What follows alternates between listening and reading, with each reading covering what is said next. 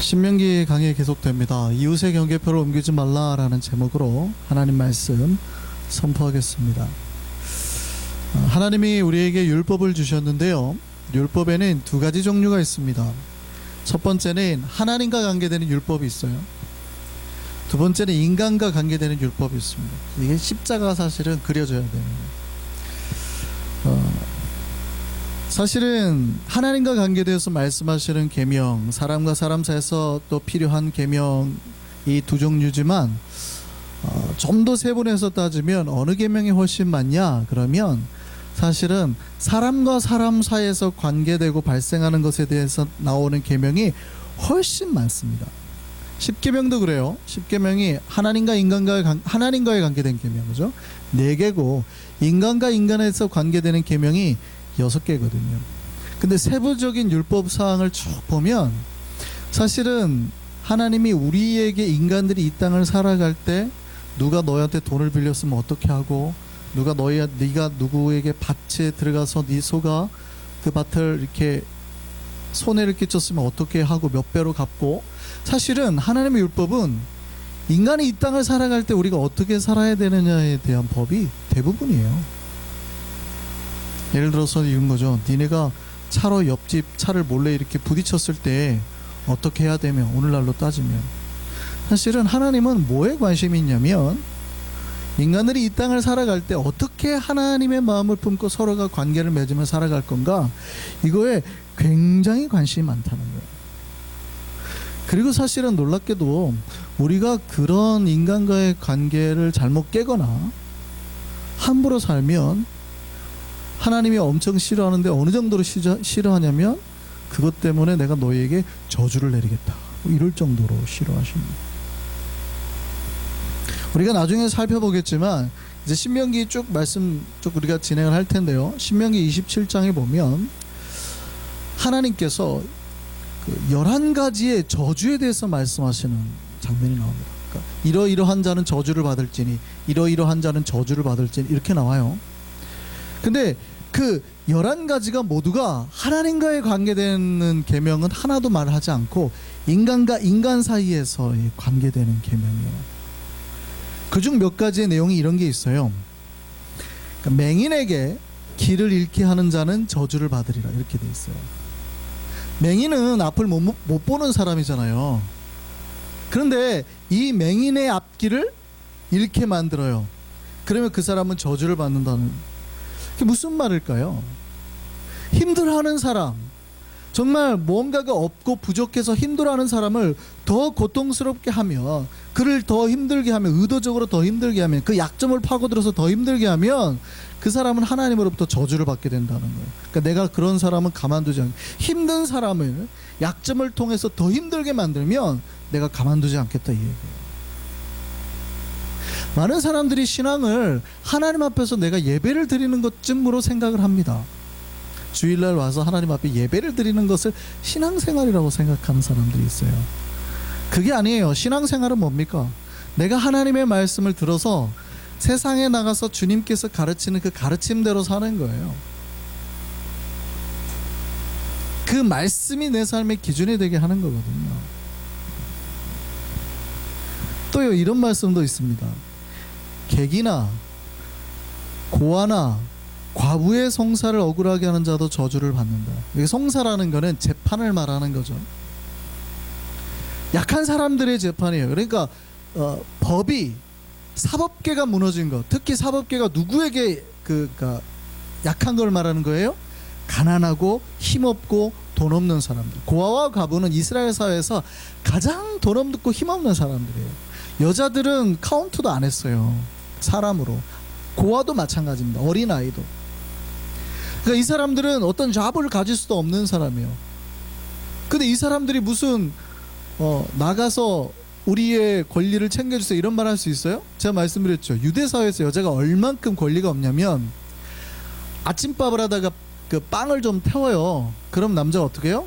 이혼! 당장 나가! 이러면 끝이에요. 그냥 아침에 일어나가지고 얼굴을 봤는데 왜 이렇게 못생겼어? 이혼! 그러면 끝이에요. 유대 사회는 여자가 그냥 아예 권리를 인정을 못 받아요. 그래서 예수님이 기적을 행했을 때도 성경을 기록한 사람들도 다 누구만 카운트해요? 장정만 5,000명이라 그러잖아요. 그거는 여자들도 있었고 아이들도 있었는데 아예 개수를 하지 않는다고요. 카운트를 하지 않아요. 남자만 카운트하는 세상이에요. 그러니까 얼마나 불쌍해요. 그런데 하나님은 누구에게 관심이 있냐면 바로 그 고아나 과부, 이 사람들이 판사들한테 가가지고 우리 억울함을 들어주세요. 들어주겠냐고요. 그 사람들이 돈이 있어요? 들어줘요, 안 들어줘요? 안 들어주죠. 하나님 뭐라고 말씀하시는 거예요? 그런 객이라는 건 나그네를 말하는 거죠. 그러니까 이주인들을 말하는 겁니다. 유대 사회에서 주민으로서 인정받지 못하는 사람들, 객이나 고아나 과부의 재판을 억울하게 하는 자도 저주를 받게 될 거다. 또 이런 것도 있죠. 부모를 경홀히 여기는 자도 저주를 받을 거다. 물론 이제 그 다음에 성 문제에 대한 것도 쭉 나옵니다. 우리가 나중에 이제 27장에 가서 우리가 살펴볼 텐데, 하나님은 인간과 인간 사이의 관계에 대해서 아주 관심이 많으세요. 특히 하나님 누구에 관심 많다고요? 가난하고 약한 사람. 아주 민감하세요. 고아와 과부에 대해서는 하나님이 몇 번이고 강조해서 말씀하십니다. 절대 고아와 과부를 건들지 말아라. 오늘 본문도 마찬가지죠. 그 평행선상에 있어요. 하나님은 우리가 어떻게 살지에 대해서, 이웃과의 삶에서 어떻게 살지에 대해서 굉장히 관심이 많은데요, 오늘 본문의 내용이 그겁니다. 이웃의 경계표를 옮기는 자도 저주를 받는다. 오늘 본문에는 그 말씀이 없지만 신명기 27장에 보면은 그 이웃의 경계표를 옮기는 자도 저주를 받는다. 이 11가지 저주 중에 이 한 가지가 있어요. 하나님이 아주 싫어하는 거라는 거죠. 신명기 27장 17절 말씀 보시죠. 자, 그의 이웃의 경계표를 옮기는 자는 저주를 받을 것이라 할 것이요, 모든 백성은 뭐 하래요? 아멘 하래요. 자, 제가 한번 질문을 이렇게 앞에서 말을 할 테니까 그러면 아멘으로 화답해 보시죠. 이웃의 경계표를 옮기는 자는 저주를 받을 것이라. 크게 아멘 하세요. 예. 네. 그러니까 이렇게 돼 있어요. 뭐 하는 자는 저주를 받을 거라 그러면 아멘 하라는 거예요. 계속. 내 부모를 소홀히 경홀히 여기는 자는 저주를 받을 거다 그러면 아멘 하라는 거예요. 네. 맞습니까? 맹인에게 길을 잃게 하는 자는 저주를 받을 거다. 아멘 하라는 거예요. 나그네나 고아와 과부의 송사를 억울하게 하는 자도 저주를 받을 거다. 그냥 아멘 하라는 거예요. 하나님은 이웃의 경계표를 옮기는 자가 저주를 받을 거라고 했어요. 도대체 경계표가 뭔데 그거 옮긴다고 저주까지 내리시나 이 말이에요. 도대체 경계표가 뭔데요? 하나님이 이스라엘 백성에게 땅을 주겠다고 약속을 하셨죠. 가나안 땅을 주겠다고 말씀하셨습니다. 신명기는 이제 가나안 땅에 들어가기 직전에 다시 한번 이스라엘 백성에게 하시는 말씀이에요. 그러니까 지금 이제 가나안 땅을 받기 직전이에요, 직전. 근데 그때 이제 나오는 말씀인데, 이 땅을 곧 분배받을 건데 하나님께서는 그 땅으로 문제가 발생하기를 원하지 않으셨습니다. 하나님은 인간을 너무 잘 알았어요. 인간은 욕망의 동물이거든요. 욕망. 인간은 욕망 덩어리예요. 그래서 내가 막 소유하고 가지려 하는 이 욕구대로 따라 사는 거거든요.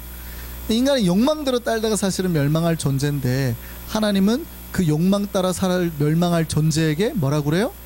그렇게 살면 안 돼 하고 우리를 불러주시는 거죠.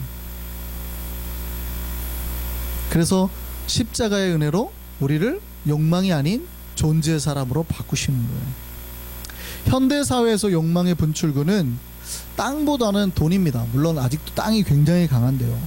예전에 근대 철학에 보면 자본론이나 이런 데 보면 모든 세계는 땅 가진 자, 땅 있는 자와 없는 자로 구분이 된다 그러잖아요. 그러니까 땅 가진 자가 세상을 다 지배하고 변화시킨다, 이렇게 쓴 철학자들이 많이 있습니다.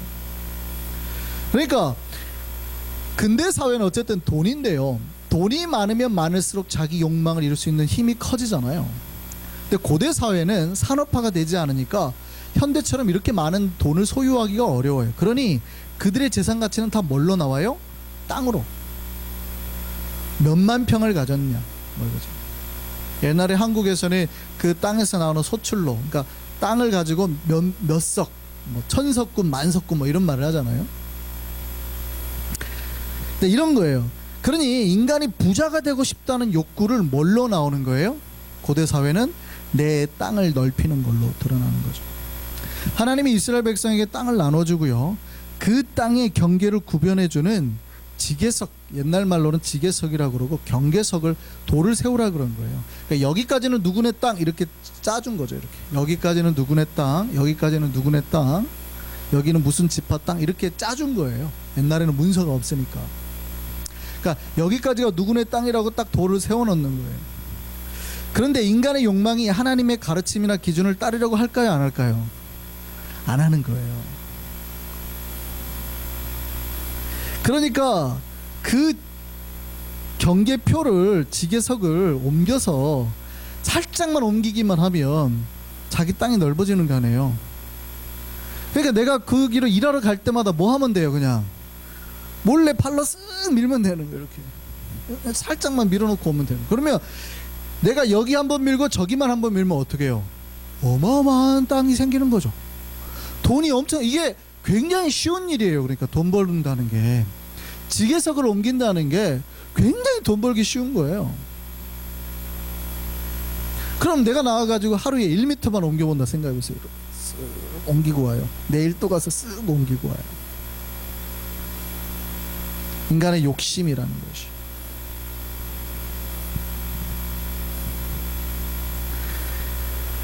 여러분, 사실 이 경계표에는 영적인 의미가 있어요. 하나님께서 이스라엘 지파와 그 수에 비례해서 허락하신 땅에 대한 표식이거든요.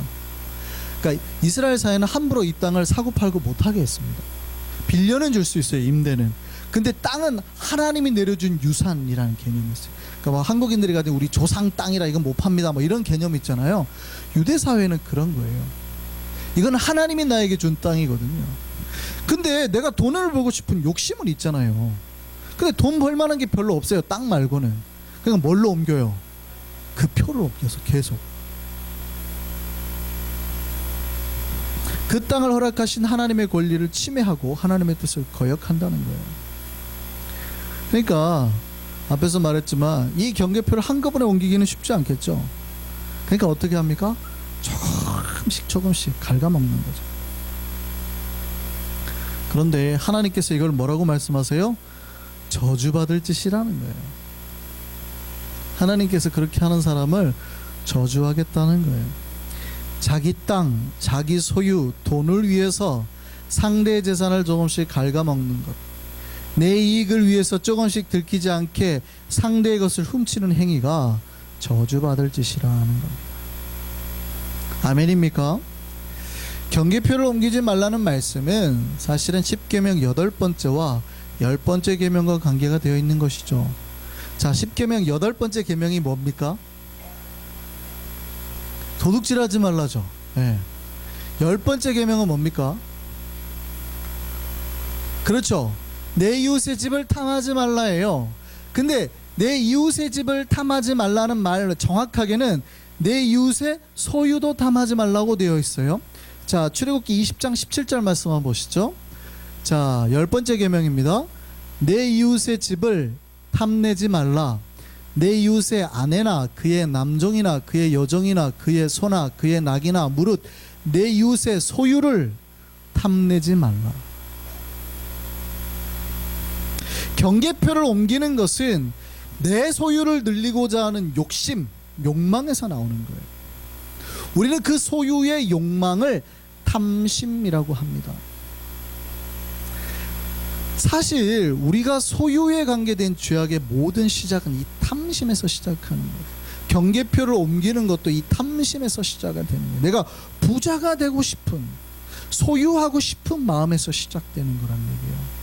내가 더 많이 가지고 싶은 마음에서 시작이 되는 거란 말이에요. 여러분 아십니까? 기독교는 소유나 탐심과는 정반대에 서 있는 종교입니다. 기독교는 우리가 소유하고 있는 것에서는 행복이 없으니 당신이 누구인지 깨닫고 그 존재에서 만족하라고 하는 가르침에 서 있는 종교예요. 그리고 그 존재가 우리를 구원으로 이끈다고 가르치는 겁니다.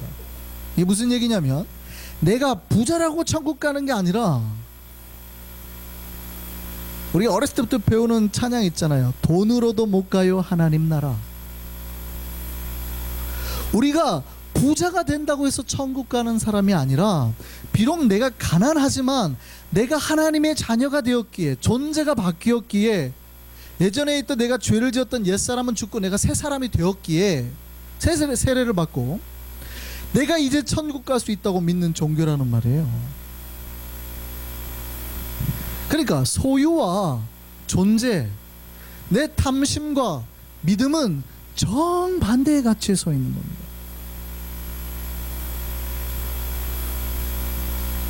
그런데 오늘날 신자들은 이 두 가지에서 어떤 협의점을 찾으려고 그래요. 그러니까 천국도 가고 싶고, 천국 안 가고 싶으면 신자가 아니니까 우선 천국도 가고 싶고, 또 뭐도 되고 싶어요? 부자도 되고 싶고. 그러니까 소유하고 싶단 말이죠.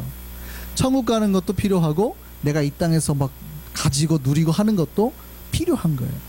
그러니까 협의점을 찾는 거니까 이런 거예요. 나는 천국 가는 주님의 부자 자녀가 되고 싶다, 이렇게 나오는 거죠. 재미있는 것은 소유를 하면 할수록 믿음이 떨어지는 거예요. 소유에 끌려다니고 욕망에 끌려다니는 건데, 우리는 소유를 하고 싶으니까, 천국도 놓치고 싶지 않으니까 어떻게 해요? 나는 주님 천국 가는 부자 자녀가 되고 싶습니다, 이렇게 기도를 하기 시작하는 거죠. 분명히 성경은 하나님과 재물을 겸해서 섬길 수 없다고 말하고 있는데도 불구하고 그 말씀은 이미 잊어버렸어요. 주님, 나는 천국 갈 거예요. 나 믿음 버릴 생각은 하나도 없어요. 근데 나는 천국 가는 꼭 부자로 살고 싶어요, 이런단 말이죠. 이 고집을 잘 안 꺾어요.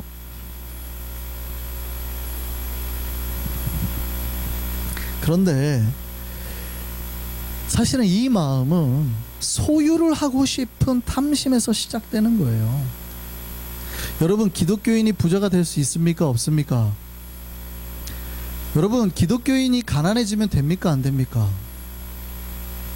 원래 원칙적으로 따지면 기독교인은 가난해지면 안 되는 겁니다. 그러니까 막스 베버의 그 책에 의하면 기독교 나라는 이 자본이라는 게 생기는 게 그 말이 다 맞지는 않은데요, 이 자본주의가 발생하는 게 기독교가 베이스가 깔려 있다는 거예요. 왜냐하면 기독교인은 돈을 열심히 벌어요. 근데 그 열심히 버는 걸로 내 소유의 물건을 막 사들여요, 안 사들여요? 안 사들이더라는 거예요, 이 사람들은. 그럼 다 뭐 하는 거예요? 뱅크에 가가지고 다 세이브를 시켜놓는 거예요. 그러니까 이 뱅커들이 이 세이브된 머니로 계속 투자를 해서 자본주의가 발달했다고 말을 하는 거예요. 그러니까 열심히 우리는 돈을 버는 거 맞습니다. 퓨리탄들도 열심히 돈을 버는 거 맞아요. 퓨리탄이 게으르면 안 돼요. 열심히 돈을 벌어야 돼요. 근데 성경은 가난해지라 그러잖아요. 그러면 게을러서 가난해지라는 말이에요? 아니에요. 그렇게 번 돈을 어떻게 하라는 거예요? 다시 싹 나눠주라는 거죠. 나눠줘서 가난해지라는 거예요. 여러분이 열심히 돈 번 건 맞지만 여러분의 가족과 여러분의 자녀만을 위해서 쓰지 말고, 고아와 과부와 객이 있거나 가난한 자가 있으면 다시 나눠줘서 네가 가난해져라는 거예요. 네 어카운트가 절반으로 half로 나눠지는 한이 있더라도 다 나눠주라는 거예요. 그래서 네가 가난해져라는 거예요. 그래서 가난한 자에게는 복이 있나니, 누가복음에 보면 가난한 자는 복이 있나니 천국이 저희 것이며.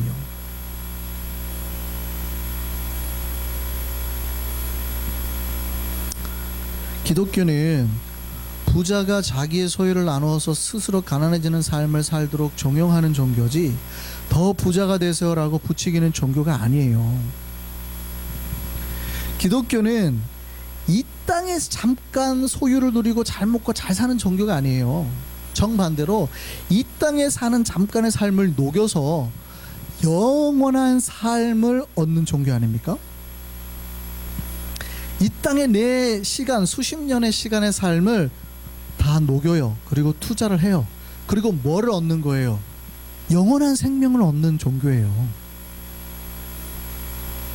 근데 사탄은 뭐라 그럽니까? 이 땅에서 소유하는 것으로 영생의 삶을 팔아먹으라고 자꾸 우리를 부추기죠. 야, 영생이 어딨냐? 이게 전부다. 이게 니네가 막 천국 가봤냐? 네가 죽은 이후의 삶을 아냐? 무슨 영생이 어딨냐? 이 땅에서 잘 먹고 잘 살아라. 자꾸 소유를 부추기는 거예요. 누가 하는 거예요? 하나님이 하는 거예요? 사탄이 하는 거예요? 사탄이 하는 거예요.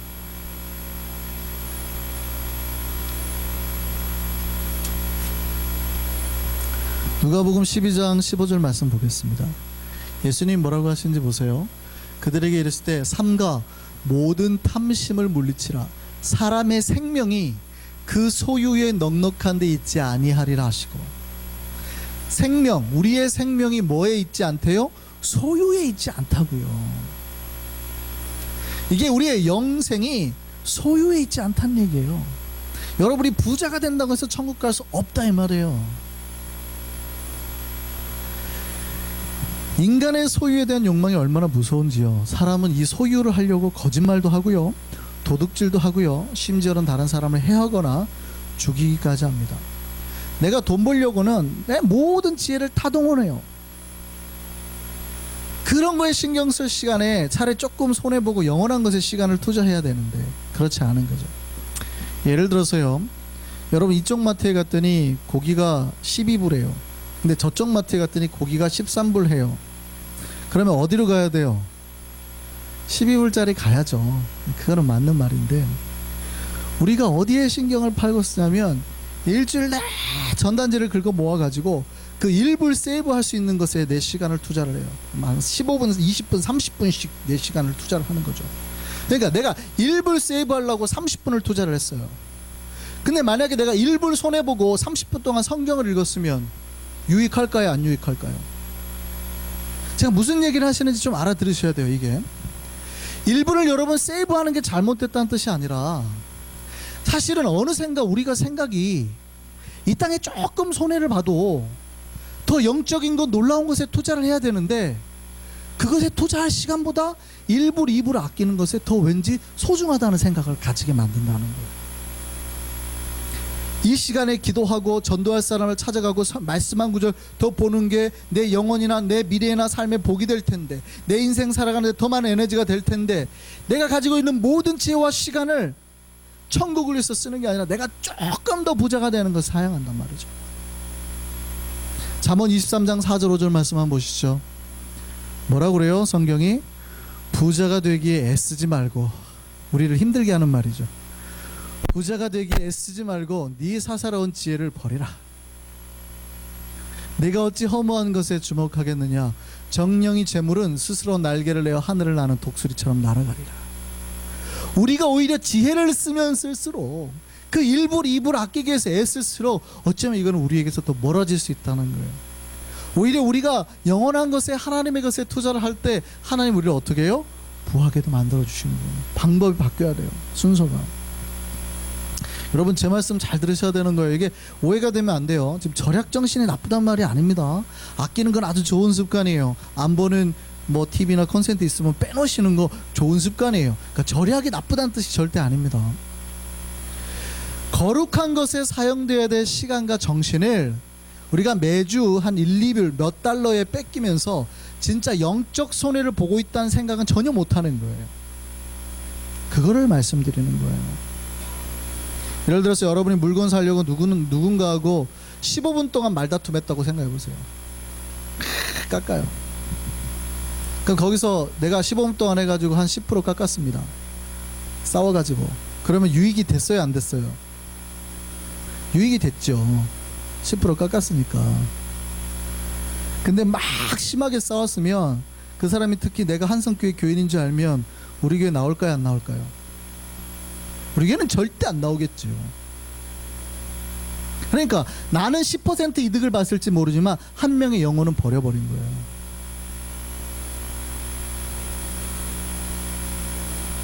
내가 돈은 깎았을지 모르지만 이 땅에서 잠깐 사는 동안에 그 10%의 유익은 봤을지 모르지만 그 영혼은 하나님 앞에서 우리가 잃어버린 거라고.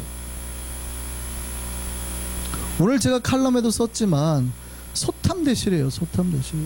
탐심이라는 것은 언제나 우리를 소탐대실로 이끕니다. 이 땅에 조금 더의 돈 때문에 생명까지 파는 사람들이 생겨요. 성경에도 이 탐심 때문에 멸망한 사람들이 나오죠. 여리고 성에 대승을 걸었습니다. 이스라엘 백성이 여호수아와 함께. 근데 그 다음에 전쟁이 아이성이라는 조그만 성이었어요. 이거는 뭐 문제도 안 돼요. 근데 그 성에서 패배를 하거든요. 그리고 그 전쟁에서 지면서 36명의 장정이 죽어버립니다. 36명이면 한 요 정도는 다 죽어버린 거예요 지금. 왜 그랬을까요? 아간이라는 사람의 탐심 때문입니다.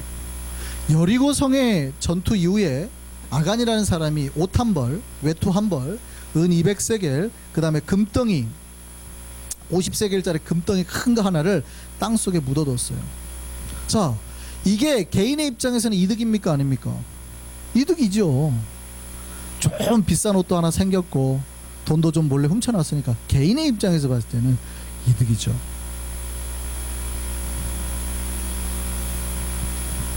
잠시 잠깐 더 배부르고 더 닷단 인생 살게 될지 모르죠. 근데 그것 때문에 몇 명이 죽었어요? 36명이 죽었어요.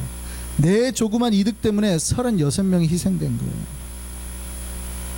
그리고 이스라엘 백성 전체 사기가 떨어진 거예요. 가나안 전투는 하나님의 성전이었습니다. 그래서 하나님이 절대 여리고성에서 아무도 가져가지 말라고 그래요. 전리품을. 근데 아간은 몰래 개인이 사취해버리죠. 가져갔죠. 물론 하나님은 결국 아간의 죄가 드러나게 하셨죠. 제비를 뽑아서 아간을 뽑아내고 이스라엘 백성들이 모두 돌을 던져서 그 하나님의 그 물건을 훔친 아간을 죽여버립니다. 그게 아골골짜기죠. 사울 왕도 그랬습니다. 아말렉과의 전쟁에서 전리품을 취했다가 하나님으로부터 버림을 받았죠. 그리고 결국 죽임을 당했는데, 안타까운 거는 제가 성경에서 죽은 죽음 중에 제일 안타까운 중에 하나로 생각하는데, 사울 왕의 죄 때문에, 죄 많은 아버지 때문에 신실한 요나단까지 죽어버려요. 그 믿음의 아들이었던 용사였던 요나단까지 죽어버려요.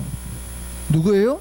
사울의 탐심이 가족들에게까지, 믿음이 좋은 가족들에게까지 멸망으로 다가오게 됐다는 말이죠. 아합의 아내 이세벨도 그렇습니다. 나봇의 포도원을 뺏고 싶었어요. 근데 이스라엘 백성의 땅은 하나님 거라고 그랬잖아요. 절대 이거는 조상 땅이니까 팔 수 없다고 그랬어요. 내가 더 좋은 거 줄게. 아이, 그게 왕이시여, 그런 얘기가 아닙니다. 이거는 하나님이 주신 땅이라 팔 수가 없습니다. 그때 어떻게 했습니까? 몰래 음모를 써가지고, 계략을 짜가지고 이 나봇이라는 사람을 죽여버리고 그 포도원을 뺏어버리죠. 하나님이 어떻게 했습니까? 네가 한 그대로 갚아주마. 이세벨이 떨어져서 개가 그 피를 핥게 만들고.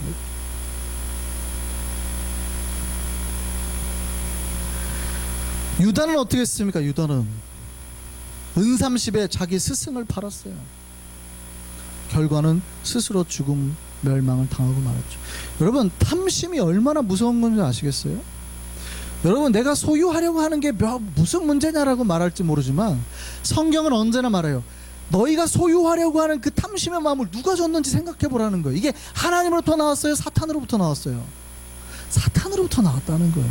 사탄으로부터. 개인은 몽땅 이득을 볼지 모르지만 개인의 이득이 사회 전체의 손해가 돼버린단 말이에요. 공동체 전체의 손해가 돼버린단 말이죠.